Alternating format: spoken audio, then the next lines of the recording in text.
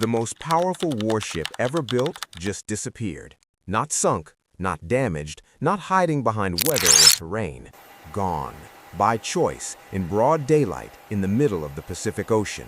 Salt air, jet fuel, the low harmonic vibration of a nuclear reactor running at full sustained output, a sound you feel in the soles of your boots before your ears register it. Somewhere northwest of Guam, 5,000 sailors on a floating city the size of a Manhattan block are doing something that makes no immediate sense. They are turning themselves off. The flight deck goes quiet, not operationally quiet, structurally silent. Radar arrays that normally sweep 300 nautical miles in every direction, still. Communication systems linking the carrier to satellites, to the Pentagon, to every allied asset in the theater, cut. The electronic signature that every adversary in the Pacific spent the last decade learning to track, to map, to model, gone. In 11 minutes and 40 seconds, a $13 billion warship and the 6 vessels surrounding it vanish from the electromagnetic spectrum as completely as if they had never existed. This is what the Navy calls EMCON, emissions control, and the official definition does not come close to describing what it actually means.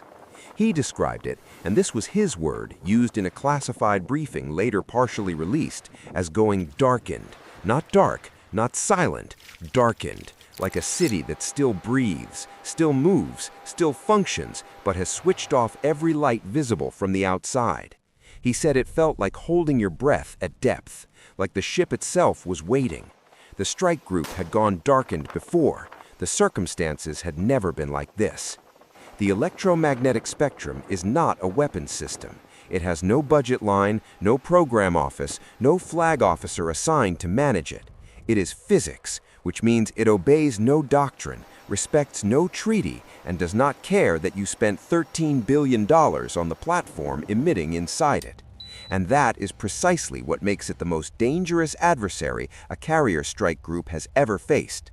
Not a missile, not a submarine, not a hypersonic glide vehicle. The thing that makes carriers lethal is the exact same thing that makes them visible. They cannot be one without being the other. That has always been the trap. To understand why a strike group goes darkened, you have to understand what it looks like when it doesn't. A Newts-class carrier in full operational mode emits an electromagnetic signature detectable from low Earth orbit. Radar, communications, electronic warfare, navigation, aircraft systems, all of it bleeding into the spectrum simultaneously, the way a city bleeds light into the night sky. Adversary intelligence satellites and the People's Liberation Army Navy operates 17 of them optimized for exactly this purpose, do not need to see the hull. They need to see the signature. Every carrier strike group has one. Every adversary has spent years learning to read it. The signature becomes a target solution before a single weapon system is brought online.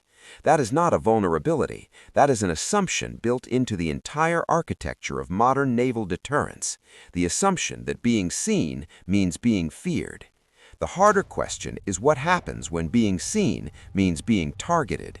Rear Admiral Stephen Koehler understood that equation better than most officers of his generation. Declassified operational logs from the Indo-Pacific Fleet show that in a 12-month period between 2023 and 2024, Strike Group EMCON protocols were exercised at a frequency 3 times above the historical average. 3 times. Not a training cycle, not a scheduled readiness review, a pattern. And patterns at that frequency in that theater carry a single operational meaning. Somebody assessed a fundamental change in the threat environment and decided the old assumptions needed to be tested before they needed to be trusted. The People's Liberation Army has spent 22 years and an estimated $1.4 trillion building what strategists call an anti-access area denial architecture. A layered system of missiles, submarines, electronic warfare platforms, and space-based sensors engineered to accomplish one thing: deny the United States Navy the ability to operate within the first island chain. The DF-21D carries a strike range of 900 nautical miles. The DF-26 extends that to 2,500. Neither system requires line of sight to the target. Both require an electromagnetic signature to find one, which means the carrier's greatest tactical asset is not its air wing, not its Aegis destroyers, not its 96-cell VLS batteries, each one a loaded weapon waiting for a coordinate, a revolver the size of a building pointing in every direction at once. The carrier's greatest tactical asset is silence, and silence on a vessel of 100,000 tons carrying 5,000 people and 70 aircraft is not a natural condition. It is a decision, an engineered, rehearsed, sustained decision, and it costs something every single second it holds. Because when a strike group goes darkened, it is not merely invisible, it is also blind. Navigation degrades. Coordination between the carrier and its escorts compresses to prearranged protocols. Signals agreed upon before silence began, because no new signal can be sent without breaking cover. The battle group moves through prearranged vectors, like chess pieces executing a pre-committed sequence, unable to receive new instructions from above or transmit new intelligence below. If the threat picture changes, and in the Pacific in 2025, the threat picture changes, the strike group adapts from memory, from doctrine, from the judgment of commanding officers operating without the full picture. This is where the disputed question lives, and it has never been resolved in open-source records. 3 separate officers present during major EMCON exercises in the Pacific between 2021 and 2024 gave partially contradictory accounts of the acceptable duration threshold, the point at which tactical blindness becomes operationally reckless. One account places that threshold at 6 hours, another at 14. A third argues the threshold is not temporal at all, tied to specific threat indicators, not a clock. The gap between those accounts has never been explained publicly. The people who were there do not all agree on where the limit actually is. Koehler's staff ran the calculus. They ran it in simulation first, then in live exercises across the Philippine Sea. The math that came back was not comfortable. A strike group in full EMCON, moving at sustained speed, could cover 340 nautical miles in 24 hours while remaining electromagnetically invisible, enough distance to reposition entirely, to emerge from silence in a location no adversary sensor had predicted, weapons hot, targeting solution already built. The Darkened group was not hiding, it was moving. Those are not the same thing. That distinction is the entire strategy.